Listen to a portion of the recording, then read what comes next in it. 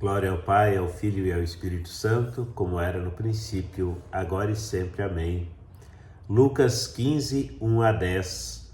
Naquele tempo, os publicanos e pecadores aproximavam-se de Jesus para o escutar. Os fariseus, porém, e os mestres da lei criticavam Jesus.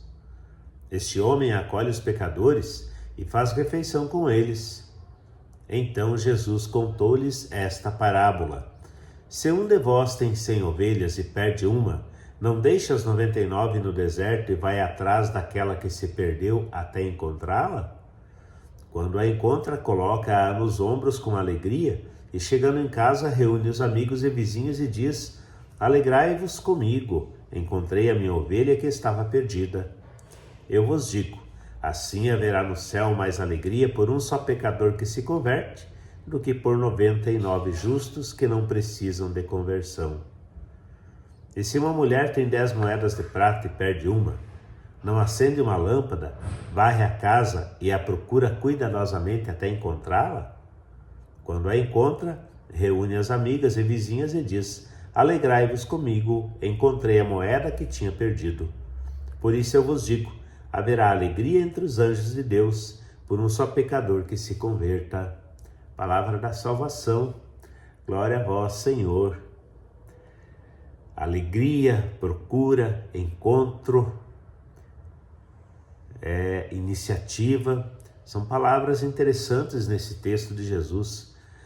Outro ponto interessante também nesse texto de Lucas é assim, durante todos os evangelhos, os publicanos e pecadores, os fariseus e mestres da lei, parece que são duas classes aí que estão sempre com atitudes e posturas diferentes.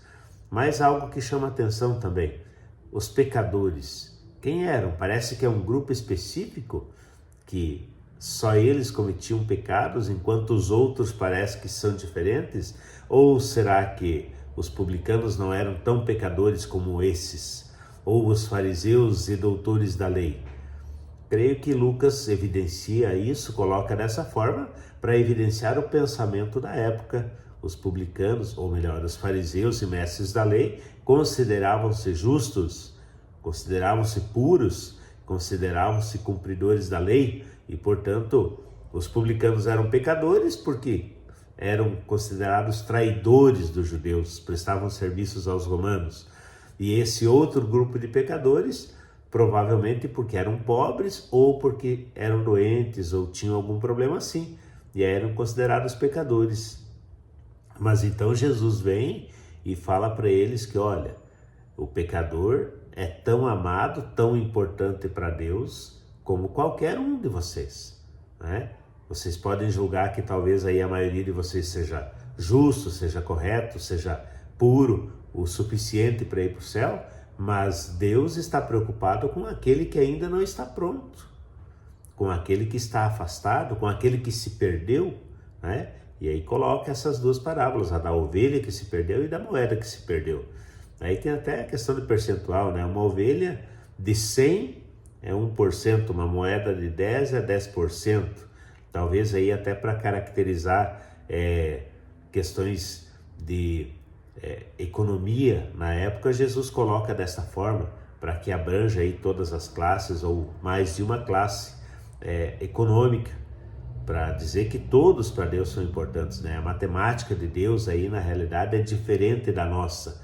Hoje até não é muito lógico para nós isso, principalmente deixar 99 ovelhas que estão seguras, que estão no aprisco, para ir atrás de uma que se perdeu. Para nós não parece muito lógico.